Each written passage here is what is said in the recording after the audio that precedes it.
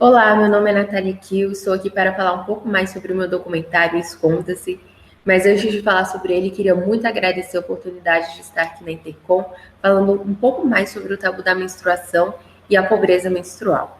Então vamos nessa.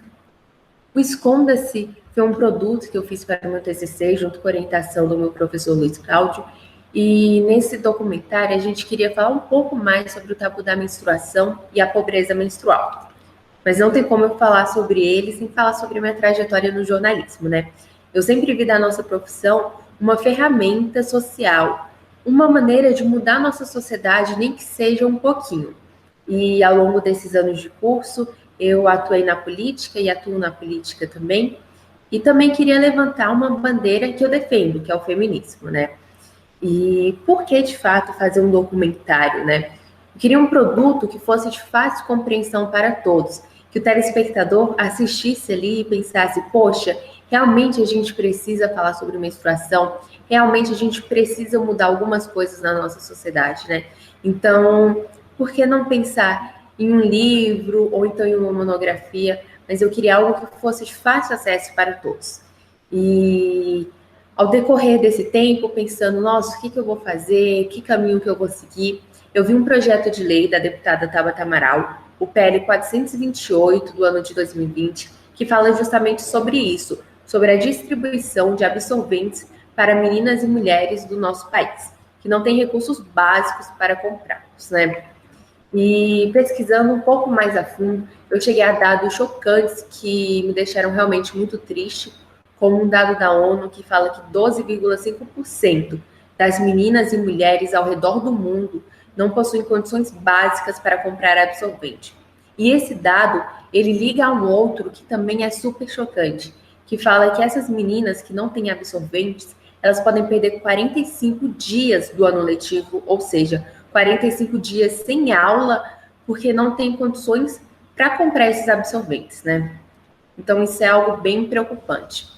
E, de fato, qual foi meu objetivo com esse documentário, com esse produto? Então, eu queria trazer à tona os tabus da menstruação e do corpo feminino visto por várias sociedades do nosso país. Tanto que eu falo que esse documentário não é meu, mas é nosso documentário, porque eu contei com a parceria e com a história de várias mulheres incríveis, como quilombola, indígena e freira da Igreja Católica, que me contaram um pouco mais sobre a história delas acerca da menstruação, né?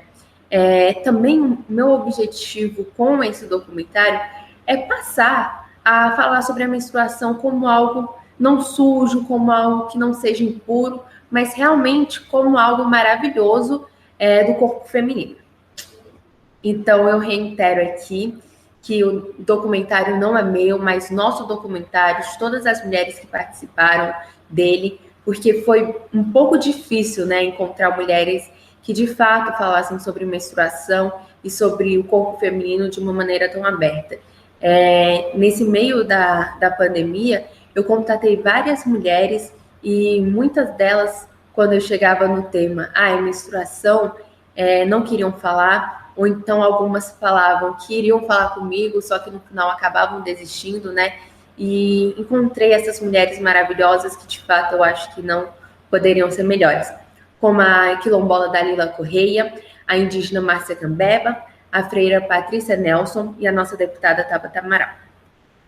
E para falar um pouco mais sobre a menstruação de um ponto de vista mais técnico, eu falei com a socióloga Raísca Costa, com a teóloga Denise Santana e com a historiadora Samantha Serrano, que falaram um pouco mais sobre a história da menstruação até hoje, como que era vista a menstruação até os dias de hoje.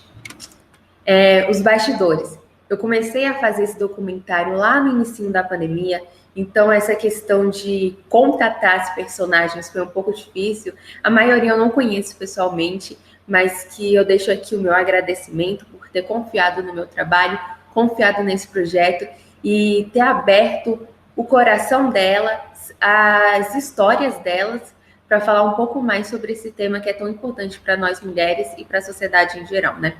Então, eu fiz algumas entrevistas, como eu estou fazendo aqui com vocês, videochamada, né? E foi bem bacana esse processo de elaborar o documentário, porque eu tinha algumas ideias em casa e eu mandava uma mensagem para a Dalila. Dalila, seu pai pode filmar você entrando em casa?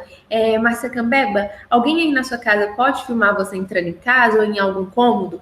Porque eu queria trazer isso, que o telespectador entrasse na intimidade dela, que a gente que está assistindo entrasse na vida dessas mulheres, como que se elas abrissem a porta da casa delas para contar um pouco mais sobre a história, né, da menstruação no local em que elas vivem. E eu sei que o nosso tempo já está um pouquinho curto, vou para as considerações finais.